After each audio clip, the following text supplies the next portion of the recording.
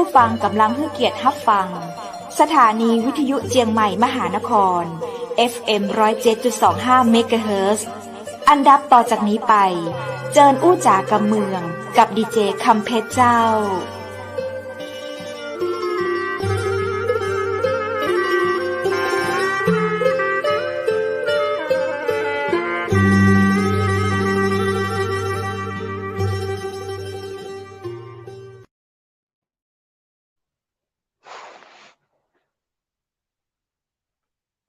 สวัสดีเจ้าสวัสดีคุณผู้ชมที่ฮักและกระเติงหาจำนักนะเจ้า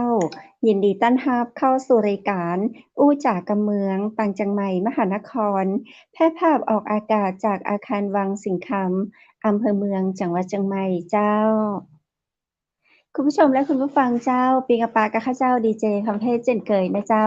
ปากันในวันนี้อากาศเย็นเย็นนะเจ้าปากันในหน้าหนาวเนาะดูแลรักษาสุขภาพกันตัวเนอร์และในวันนี้นะเจ้าก็เป็นวันศุกร์ที่13เดือนมกราคม2566เจ้าคุณผู้ชมและคุณผู้ฟังในวันพรุ่งนี้นั้นก็จะเป็นวันเสาร์ที่2ของเดือนมกราคมซึ่งก็มีความสำคัญอย่าเป็นอย่างยิ่งเลยนะเจ้ากับน้องๆเด็กๆเยาวชนและกับคนใหญ่อย่างเฮาตวยเพราะเด็กในวันนี้จะเป็นผู้ใหญ่ที่ดีในวันหน้าได้ก็มาจากการดูแลใส่ใจของคนใหญ่อย่างเฮานี้นะเจ้าซึ่งในปีนี้นะเจ้าพระท่านนายกรัฐมนตรีพลเอกประยุทธ์จันทร์โอชาเปิ้นก็ให้คำขวัญไว้ว่าหน้าที่มีวินัยใฝ่ความดีเอาไว้ให้ละอ่อนของเฮาในวันเด็กแห่งชาติที่จะมาถึงในวันพรุ่งนี้วันเสาร์ที่14เดือนมกราคม2566เจ้าจะอ่านนะเจ้าในวันนี้ต่างเชียงใหม่มหานครเฮานั้นก็ได้มีโอกาสต้อนรับน้องๆเด็กๆเยาวชนนะเจ้าที่จะมาอู้จ๋าโดยการในรายการอู้จ๋ากำเมืองต่างเชียงใหม่มหานครในวันนี้เจ้าโอกาสนี้เราได้รับเกียรติจากเด็กหญิงปานชีวีวิรัชศิลป์หรือว่าน้องฟังละออนนักเรียนจากโรงเรียนทองสวัสดิ์วิทยาคารเจิญปากับน้องฟังเด็กหญิงปานชีวีวิรัชศิลป์ยินดีต้อนรับเข้าสู่เชียงใหม่มหานครสวัสดีเจ้าสวัสดีค่ะหนูชื่อเด็กหญิงปานชีวีวิรัศิลป์อยู่โรงเรียนทองสวัสดิ์วิทยาคารอายุ11ปีค่ะโหอายุ11ปีบ่ได้นะคะน้าจังอู้เก่งกว่าดีเจละเจ้าน้องฟังเรียนชั้นหยังเจ้าอยู่ประถมศึกษาปีที่5ค่ะอยู่ป .5 โรงเรียนทองสวัสดิ์วิทยาคารอายุ11ปีเจ้างามแล้วเป็นรู้สึกว่าตัวเก่าเป็นละอ่อนหรือว่าเป็นคนใหญ่เจ้าวันนี้ยังรู้สึกว่าตัวเองเป็นเด็กอยู่ค่ะเป็นเด็กอยู่วันนี้มาอู้จ๋ากันในรูปแบบของเด็กๆกันแล้วกันเนาะค่ะเจ้าน้องฟังนักเรียนชั้นป .5 โรงเรียนทองสวัสดิ์วิทยาคารในวันเด็กแห่งชาติที่จะมาถึงในวันพรุ่งนี้มีกิจกรรมหยังก็เจ้ามีค่ะหลังจากที่สัมภาษณ์เสร็จจะได้ไปนอนโรงเรียนค่ะตอนเช้ามีการแสดงที่วันเด็กค่ะเป็นการรำค่ะอ๋อในวันพรุ่งนี้ที่โรงเรียนทองสวัสดิ์วิทยาคารจะมีกิจกรรมในวันเด็กน้องฟังจะได้ไปร่วมกิจกรรมจะมีการแสดงหยังพ้องลูกหนูจะได้แสดงเป็นรำค่ะแล้วก็มีเพื่อนๆด้วยค่ะ อืมน้องฟังในวัยเด็กของน้องในวันนี้น้องชอบหยังมากที่สุดเจ้าเออหนูชอบเล่นกับเพื่อนค่ะเพราะว่าเล่นกับเพื่อนแล้วมีความสุขค่ะรู้สึกเป็นตัวเองค่ะน้องเล่นกิจกรรมหยังกับเพื่อนๆเล่าให้น้าฟังพ้องเหรอลูกเอ่อบางครั้งก็เล่นฟ้อนรำค่ะบางครั้งก็จะเล่นเกมอย่างนี้ค่ะบางครั้งก็เล่นเกมโดยไม่ใช้โทรศัพท์ค่ะเป็นเกมแบบไหนนะลูกเป็นเกมอย่างเช่นจันทร์อังคารกระโดดตบแล้วก็กระโดดหนังยางแบบเนี้ยค่ะอืมกิจกรรมที่หนูเล่นกับเพื่อนๆกันละเล่นหมู่นี้นั้นคุณครูสอนหรือว่าหนูเล่นกันเองเจ้า เล่นกันเองค่ะบางชนิดก็คุณครูสอนด้วยค่ะ กิจกรรมไหนที่น้องฟังสนใจมากที่สุด ก็สนใจทุกกิจกรรมเลยค่ะ แต่ที่ชอบเป็นพิเศษก็คือเล่นดนตรีกับฟ้อนรำค่ะ อืมน้องฟังฟ้อนแต่ทุกกิจกรรมของโรงเรียนเลยก็เจ้า เอ่อเกือบทุกๆกิจกรรมเลยค่ะ บางครั้งก็เป็นการแสดงเสริมค่ะ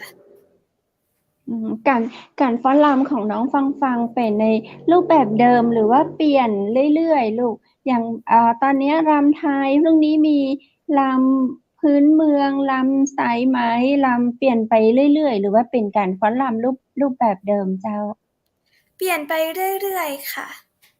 เออน้องฟังปอจำได้ก็ลูกว่าหนูได้ฟ้อนร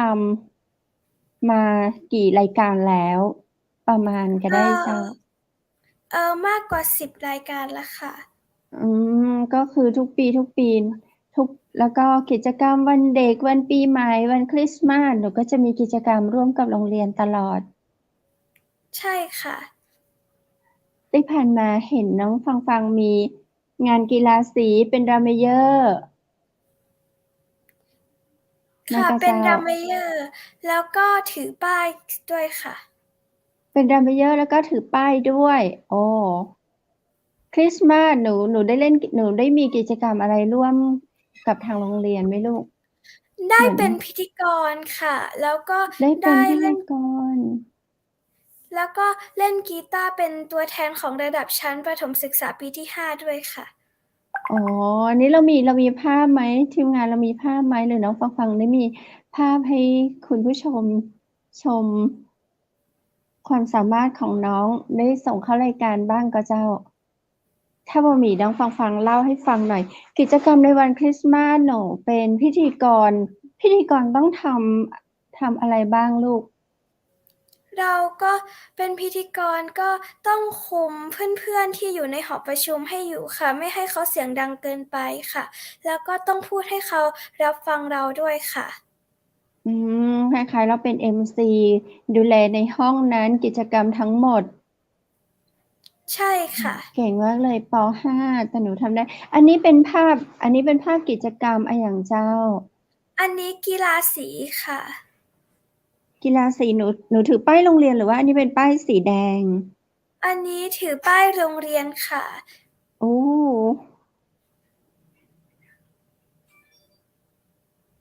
นี่คือตัวของน้องฟังเลยมั้งกะเจ้า ค่ะ แล้วก็งานงานกีฬาสีของโรงเรียนอื่นก็ได้ไปเป็นดัมเมเยอร์ด้วยค่ะ อืมคือที่ถามเนี่ยว่าคือเป็นน้องฟังจริงๆไหม คือดูแล้วคือหนูดูสวยงามมากหนูเหมือนดาราหนูเหมือนเจ้าหญิง หนูเหมือนคนที่อายุมากกว่า15ปีหนูเป็นมากกว่าเด็กที่อายุ11ปีสวยงามอลังการมากโอ้โหชุดนี้ใครเป็นคนออกแบบให้เจ้า ซื้อมาค่ะคุณครูบอยเป็นคนซื้อมาให้ค่ะ แล้วก็เป็นคนแต่งหน้าด้วยค่ะ หนูชอบไหมคะ ชอบมากๆเลยค่ะ เดี๋ยวค่ะคุณผู้ชมดูภาพน้องอายุ11ปีนอกจากกิจกรรมทางโรงเรียนที่หนูมีอยู่ หนูได้ร่วมกิจกรรมตังนอกก็เจ้า ได้ร่วมหนูค่ะ มีงา บาน งนครั้อง กไหม ก็จะช่วยคุณแม่พรีเซนต์แบรนด์น้ำดื่มกับแบรนด์ทรายค่ะ หินทรายพวกนี้ค่ะ แล้วก็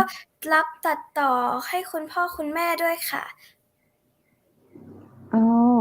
รับตัดต่อคือรับตัดต่ออะไรคะ เป็น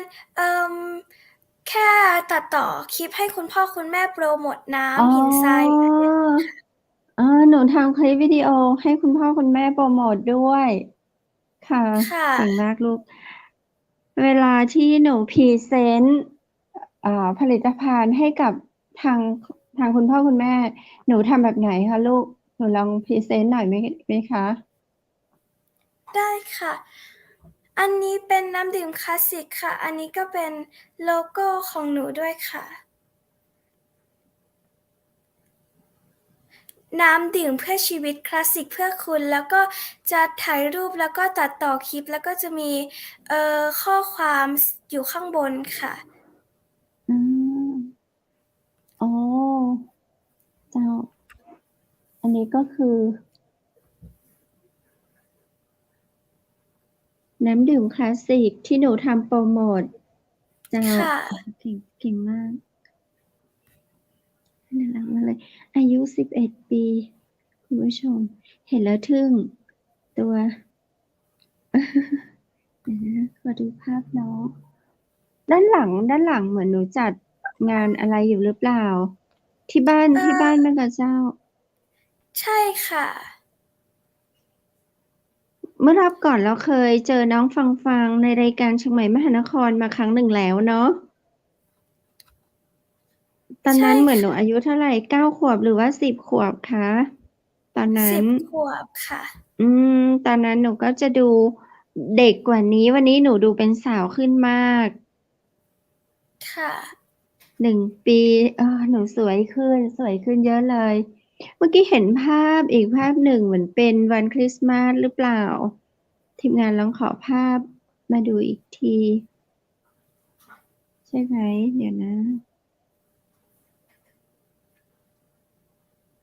เหนื่อยไหมคะกับกิจกรรม โอ้ น่ารักมาก สวยมาก อันนี้ก็คือตัวน้องฟังเลยมะกะเจ้า ค่ะ อันนี้โซโล่กีตาร์เพลงคริสต์มาสกับเพลงพรปีใหม่ค่ะ โอ้โหหนูเหมือนซุปเปอร์สตาร์แต่เลยนะเจ้า สวยมาก คือไม่ใช่ดูแล้วแค่ซุปเปอร์สตาร์เมืองไทย คือหน้าตาหนูเหมือนชาวต่างประเทศเลย หนูร้องเพลงอะไรคะ วันที่หนูโชว์กีตาร์ เพลงทรงอย่างแบดแซดอย่างบอยค่ะ เป็นเพลงที่เด็กๆชอบกันมากเลยค่ะ อยากฟังในวันนี้น้องฟังร้องหน่อยได้ก็เจ้า ได้ค่ะ เดี๋ยวเล่นกีตาร์ด้วยก็ได้ค่ะ สุดยอด คุณผู้ชม นี่ความสามารถจริงๆของน้องล้วนๆน้องโชว์เดี่ยวๆให้เราได้ชมตัวนะเจ้าน้องอันนี้มาเก่งว่าเนาะฉันกีตาร์มาแล้วค่ะเราเอง ตัวใหญ่มากเลยนะกีตาร์หนูเอาไหวด้วยนะลูก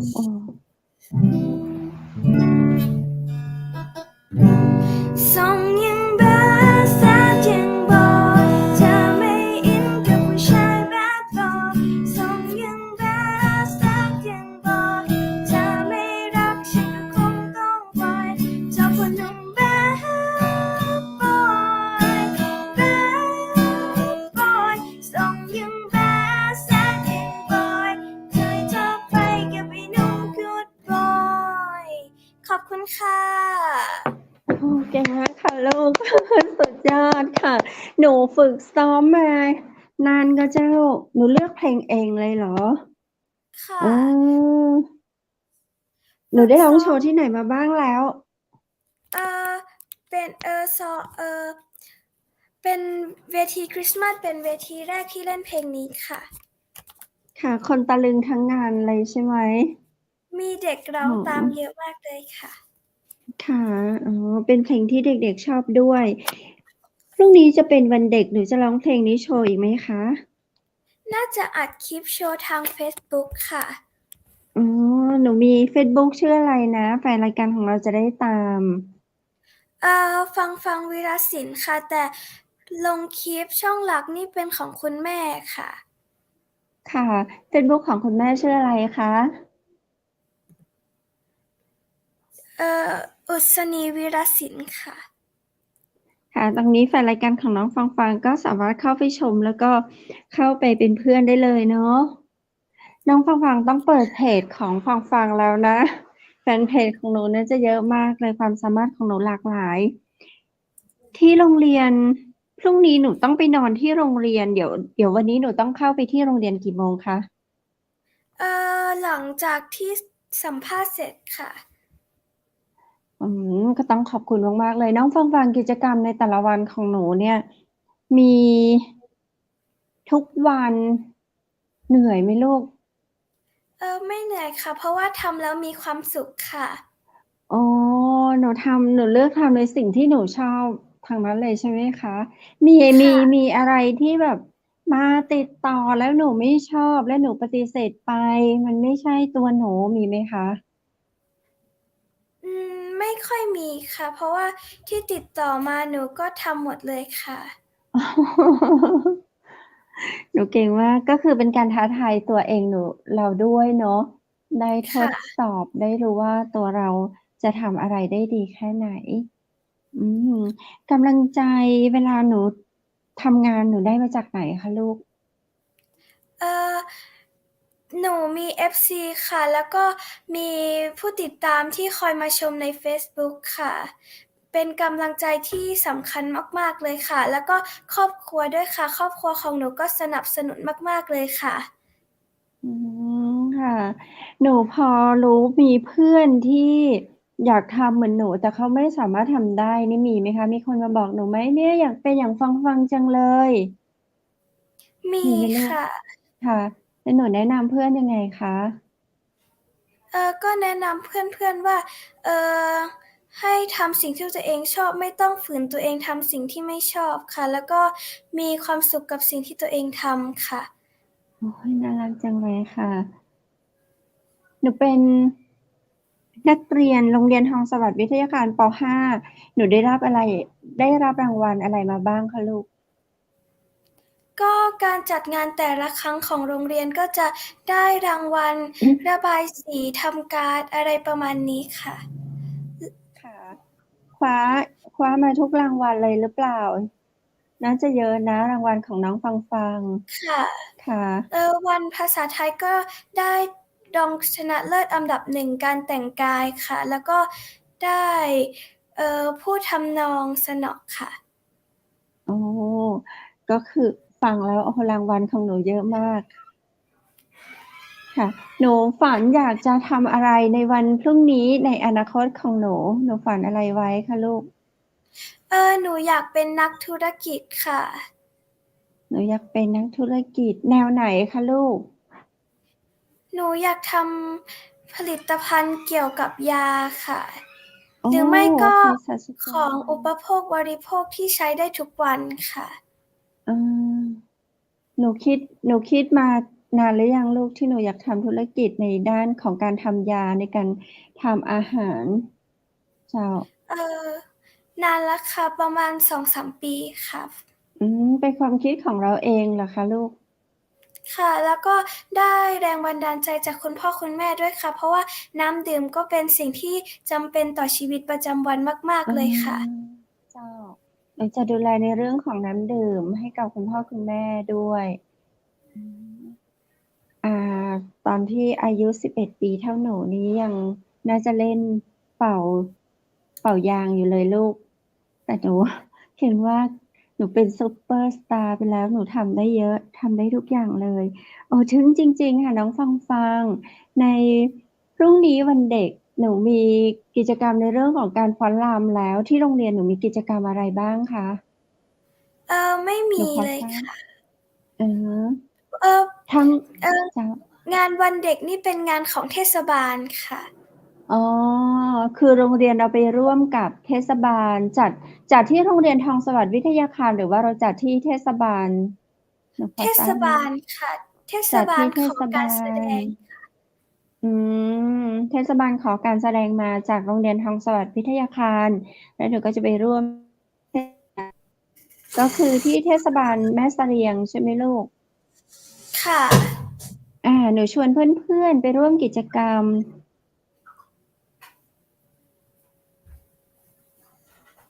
หนูชักชวนเพื่อนๆไปร่วมกิจกรรมหน่อยสิลูก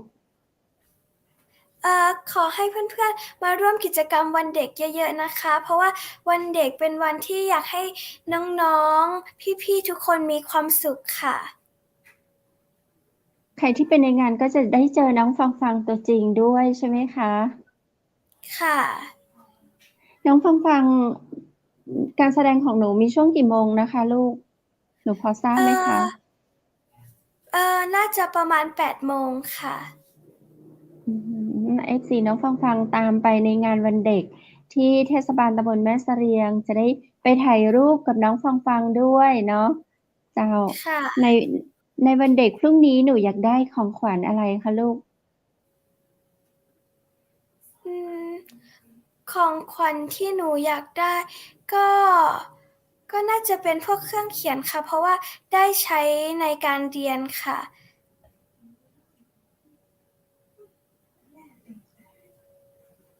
หนูอยากได้เครื่องเขียนในการเรียน ถ้าเป็นเด็กส่วนมากนะคะได้ยินเนี่ยเขาอยากได้ตุ๊กตา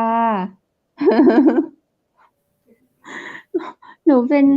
ป็นเด็กที่มีความคิดความอ่านเหนือเด็กจริงๆ น้องฟังหนูรู้สึกไหมคะว่าหนูชอบอยู่กับเพื่อนในวัยเดียวกัน หรือว่าหนูชอบเล่นกับรุ่นพี่ ชอบอยู่กับเพื่อนวัยเดียวกันค่ะ เพราะรู้สึกว่า ชอบอะไรเหมือนกันคุยกันแล้วรู้เรื่องค่ะ วันนี้คุยกับหนูเหมือนกับคุยกับเด็กม. 5 ไม่เหมือนกับคุยกับเด็กป. 5 เลยค่ะลูก ความคิดความอ่านของหนูเติบโตไวมาก หรือว่าเด็กในวัยนี้โตไวมาจนรู้สึกแบบจะเท่ารุ่นแล้ว ค่ะ น้องฟังในปกติหนูนอนดึกไหมคะ ไม่ค่อยดึกค่ะ ไม่เกิน 4 ทุ่มค่ะ ไม่เกิน 4 ทุ่ม แล้วหนูตื่นกี่โมงคะลูก บางครั้งก็จะตื่นตี 5:50 หรือไม่ก็6 โมงค่ะ เก่งมากเลย ตื่นตี 5:50 6 โมง ก่อน 4 ทุ่มหนูก็นอน ค่ะ แล้วก็กิจวัตรประจำวันก็คือตื่นมาหนูทำอะไรบ้างลูก? ตื่นมาก็จะพับผ้าห่ม แล้วก็อาบน้ำ ล้างหน้า แปรงฟัน แล้วก็ทำธุระส่วนตัวค่ะ ไปโรงเรียนกี่โมงคะ? ประมาณ 7:20 ถึง 7:30 ค่ะ แล้วหนูทานอาหารเช้าก่อนไปโรงเรียน? ทานค่ะ ค่ะ ทานอาหารเช้า แล้วก็ไปโรงเรียน ไปถึงโรงเรียนหนูได้ทำอะไรที่มากกว่าการไปเข้าแถว เข้าห้องเรียน มีกิจกรรมอย่างอื่นไหมลูก?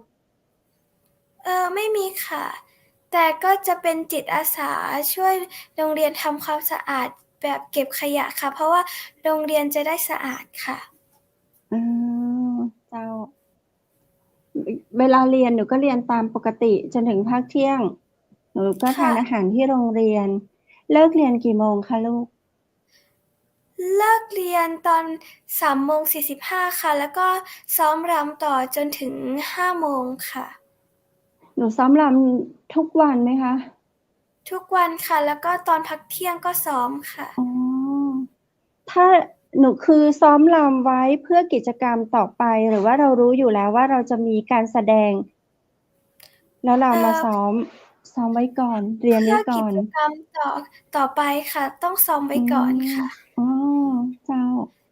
แล้วก็ซ้อมไปแข่งที่หน้างานศิลปหัตถกรรมด้วยค่ะ แข่งหรือยังคะลูก? แข่งระดับเขตแล้วค่ะ เดี๋ยวไปแข่งระดับภาคต่อที่น่านค่ะ เมื่อไหร่คะลูก? เดือนกุมภาค่ะ แล้วคือหนูไปกับโรงเรียน โรงเรียนพาไปใช่ไหมคะ? ค่ะ ไปกับเป็น คตัุวแทนณครู ของโรงเรียน คุณครูก็คือคุณครูบอยที่หนูบอกเมื่อก่อนนี้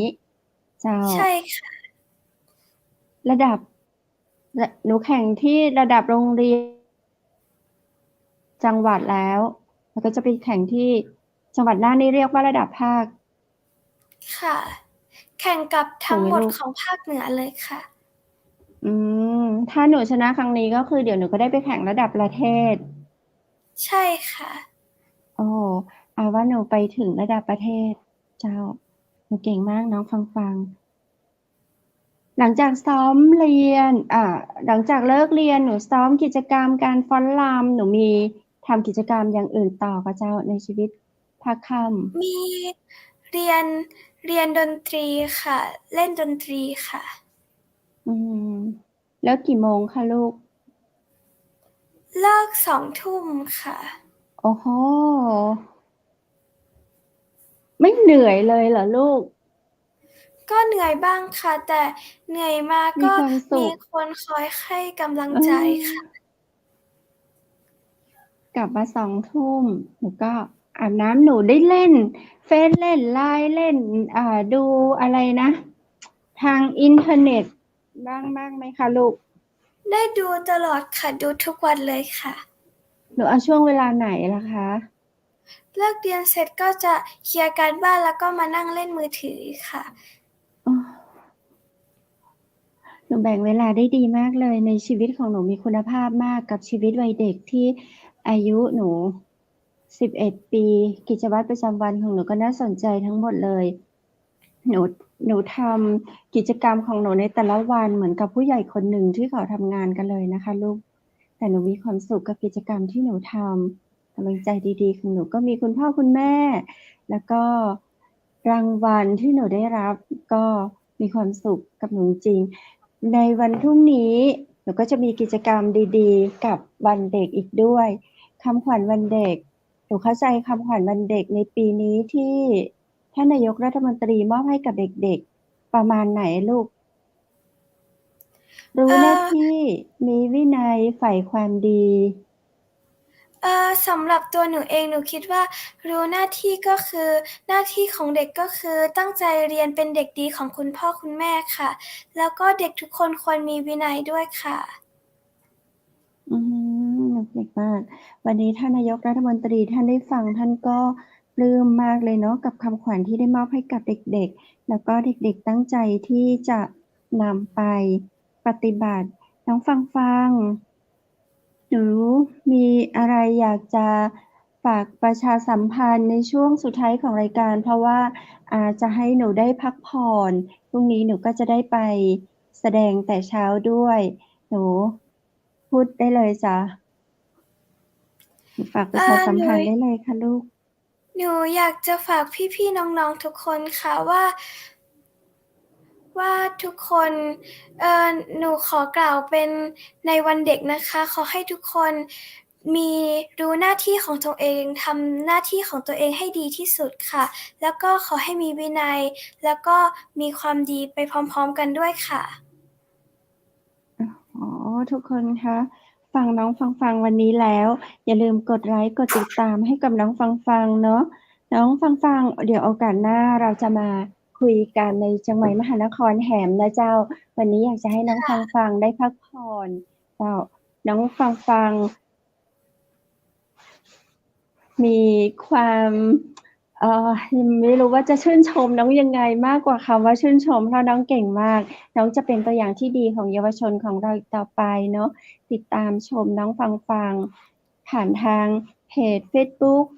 ขอเป็นเพื่อนได้ ทักทายกันมาได้ผ่านเชียงใหม่มหานครก็ได้นะเจ้า คุณผู้ชมและคุณผู้ฟัง วันนี้เราจะส่งน้องฟัง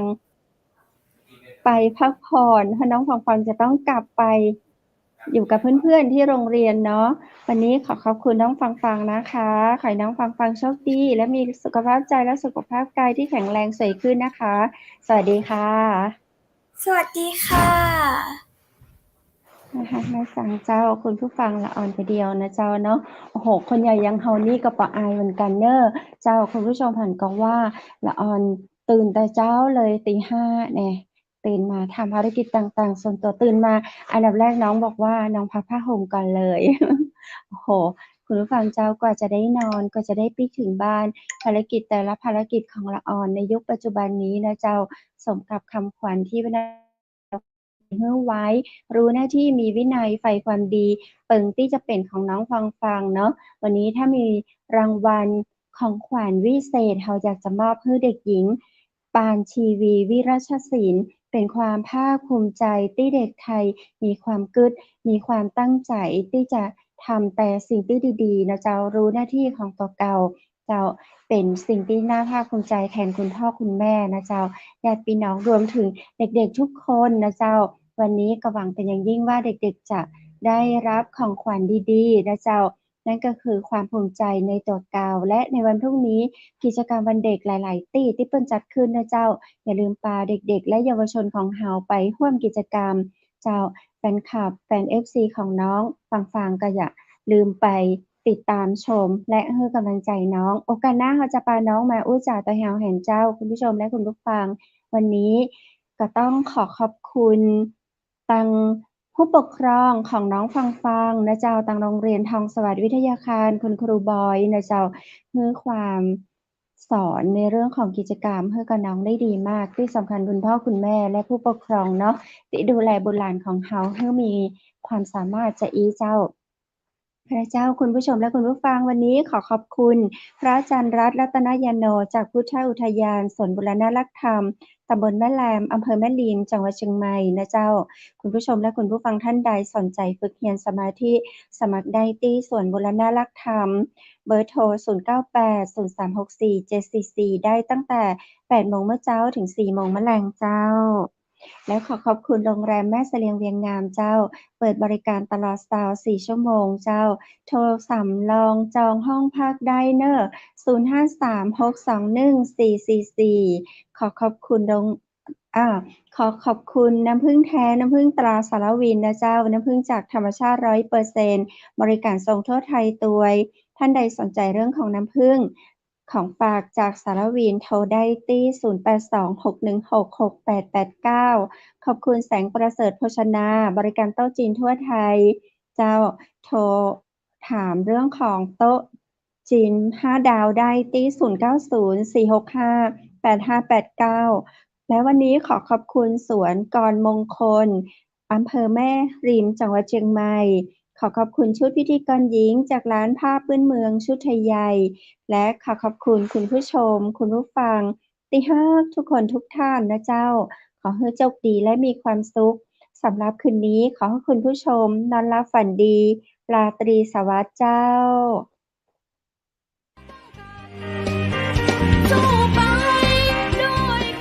สถานีวิทยุเจียงใหม่มหานคร 107.25 เมกะเฮิรตซ์ขอแสดงความห่วงใยและเป็นกำลังใจให้ทุกท่านในช่วงการระบาดของโรคโควิด -19 ในครั้งนี้เพื่อลดความเสี่ยงควรสวมหน้ากากอนามัยทุกครั้งล้างมือเป็นประจำขอให้อยู่ที่บ้านให้นักที่สุดด้วยความปรารถนาดีจากหมู่เฮาเจ้าเจียงใหม่มหานคร